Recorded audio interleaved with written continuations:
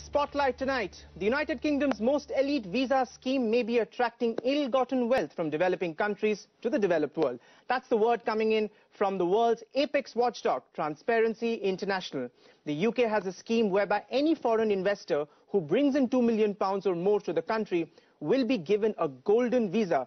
Transparency International fears that this could be a channel for money laundering.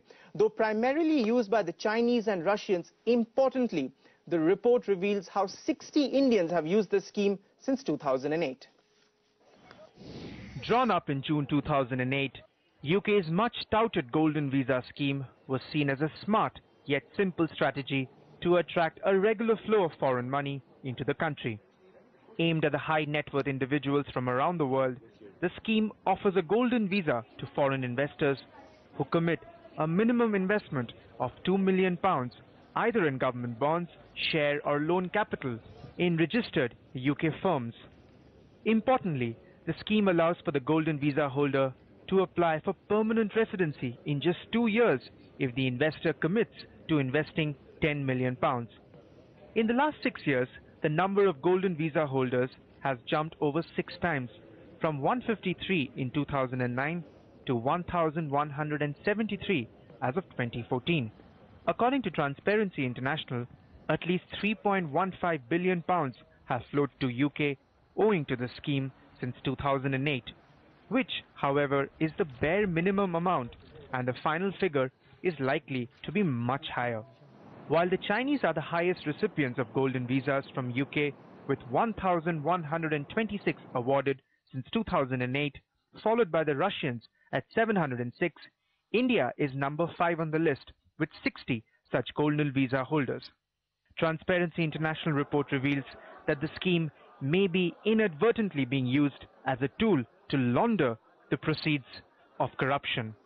To quell these concerns, the report proposes UK cooperate with countries to develop intelligence sharing and initiate an accountable asset recovery framework to target corrupt fugitives.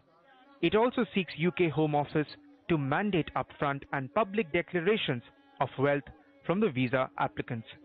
At a time when the NDA government's promise on bringing back black money stashed overseas is increasingly looking futile, a little assistance from UK in that regard may help. In New Delhi, Ranajai Banerjee. What was interesting in that report was Pakistan was in fact ranked 4th on that list. Pretty interesting survey. In fact, now I'm delighted to be joined by Robert Barrington, Executive Director at Transparency International, who in fact worked on this report. Hi Robert, thank you so very much for joining us and taking your time out to be with us. Let me start by asking you this. The report does not specifically state that the one visa scheme or the tier 1 visa scheme is leading to money laundering, but it does very clearly say that there is substantial ground for concern that it may be the case. Then throw us some light. Can you share with us the grounds on which you have based this, you've come to this conclusion? Sure, and I should say the wider context is that Transparency International has been concerned for some time that there are corrupt capital flows around the world and that there are some quite big holes in the international financial system that allow money laundering to take place. So this look at investment visas is in the context of that wider picture of the corrupt flows of money around the world. What we've seen in the Tier 1 visa scheme in the UK is that there are some quite significant holes in it, and they're relatively easily exploited.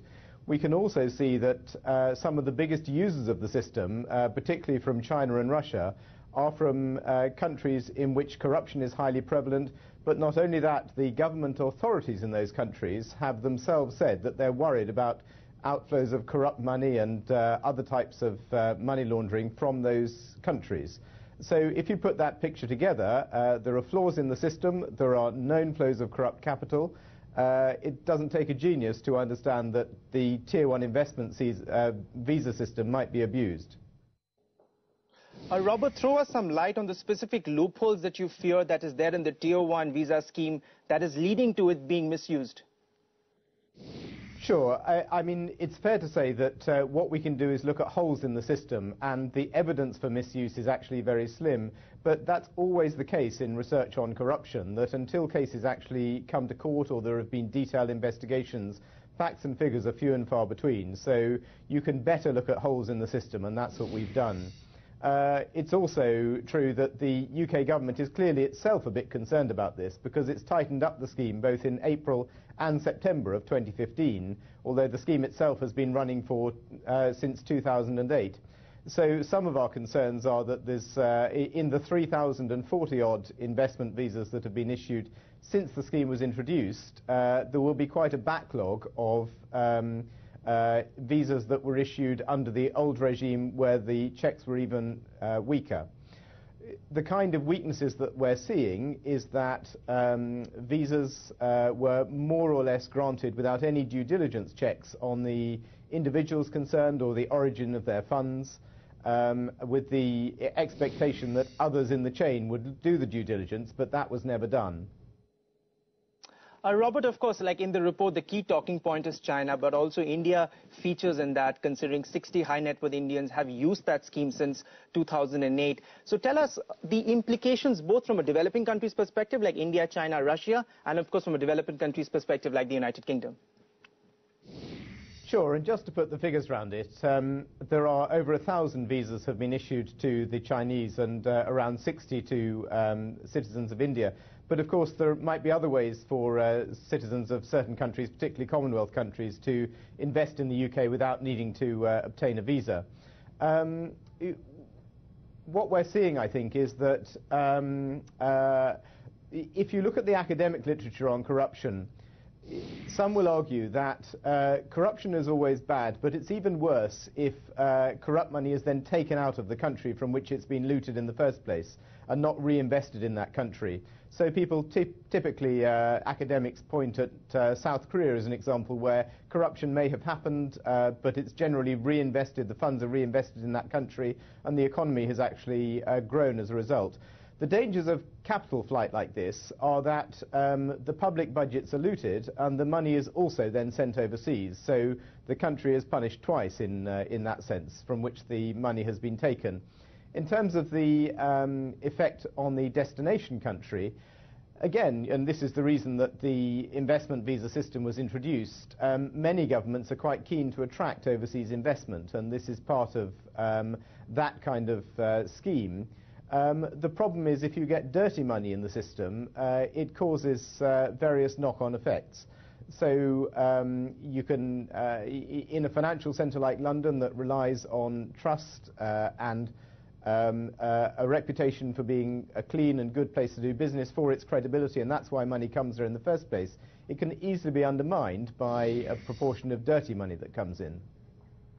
Well, as of 2014, India ranked 85th in the Transparency International's Corruption Index. Even though it's, the rankings have improved, it is still very far away from what would be satisfactory. Therefore, with such low rankings and India being among the top 5 countries using the golden visa rule, what does it tell you, Robert? What we've said in the report is that where funds are coming from countries in which corruption is prevalent or where there's a high degree of corruption, then there's a greater likelihood that some of those funds will be of corrupt origin. And that has to be a cause for concern, I think, both from the country of origin and the country of destination, in this case in the UK. Robert, the report says that approvals from UK have shot up over 6 times since the visa scheme was first introduced. In fact, between 2009 and 2014, the visas approved have increased from 153 to 1,173. So there is in fact no requirement also, the report clearly highlights that for these investors to even open a bank account with the United Kingdom. Do you fear that in this quest for attracting FDI, this race, somewhere governments are relaxing regulations that should not be the case? That's exactly our concern, and I guess the question is the country very deliberately turning a blind eye to the origin of the funds, or is it simply unaware of the fact that these funds may be of corrupt origin? I think in the light of the Transparency International report that we published, the government will no longer be able to claim lack of awareness about the potential corrupt origin of these funds. And it really puts the onus on the UK government and indeed other governments that have the kind of golden visa system, and there are many of them, to tighten up their schemes. It's also interesting, Robert, because the report comes out at a time when the Chinese President Xi Jinping was in fact in the United Kingdom. Do you feel, therefore, that there are political undertones through such high approvals of this visa coming from China? Yeah, I mean, this is clearly potentially very awkward for China because one sees that the implication is that there might be quite a lot of corrupt money flowing around China, and some of it is being sent to overseas destinations. One of the things we've often said at TI about the Chinese government's so-called tigers and flies campaign against corruption, tigers to catch the big beasts and flies to also get the smaller players in corruption. We've said that it's quite difficult to know whether that's a campaign that's politically motivated, how successful it is, how thorough, how widespread it is. When you have a country like China where there's no free press, where social media is suppressed, where anti-corruption activists are at best frowned on and at worst locked up, it's really very difficult to know what's happening. But what we can see is that there is some kind of crackdown going on in China against corruption, and coinciding with that, we've seen a much greater demand for investment visas for the UK. Now, you could put two and two together and conclude that one is an effect of the other, or you could say it's just coincidence. That's well said, Robert. Currently, even though only 2% of the inflows into UK came from the Indians using the scheme, however, as India grows more, is there a risk that its percentage share may increase, and does that concern you? Yes, I mean, I think, of course, it's possible that India's share of the golden visa scheme could increase. I think probably what concerns us at TI more is the fact that corrupt capital flows in general might increase, whether they're using the investment system or other systems. There are many ways in which you can launder money through the global financial centres, and it's not just London, of course, it's other global centres. London is particularly attractive for certain countries, particularly those that have historical links with the UK, and the UK's own links to other offshore territories like the British Virgin Islands mean that if you want to launder money, the system is quite well set up for you to use. Robert, one final question from my side. One of the proposals you've made to address this is the need to develop an accountable asset recovery program with cooperative jurisdictions, with countries who have a similar thinking and who can come together. Realistically, how hopeful are you of this, since there is so little evidence of such cooperation that you're talking about in the international arena? Well, that's a good question. I mean, we know it's the right thing. I would say we're not overly optimistic, but I think as a line of argument it has to be correct that the very first thing you need to do is make sure that corrupt individuals who might have looted the health or education budgets from their home countries can't enjoy the fruits of their corruption by being able to buy houses in Kensington or invest in UK companies and increase their wealth. So the first thing you need to do is make sure that they can't invest, and then if they have invested, you need to be able to seize those assets.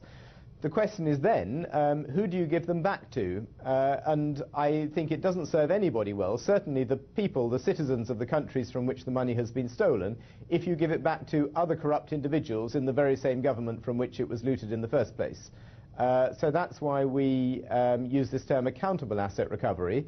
I think the world is still searching for solutions to that particular problem. But ultimately, if these funds were looted from Indian budgets, then they belong to the people of India, and certainly they should be returned to the people of India.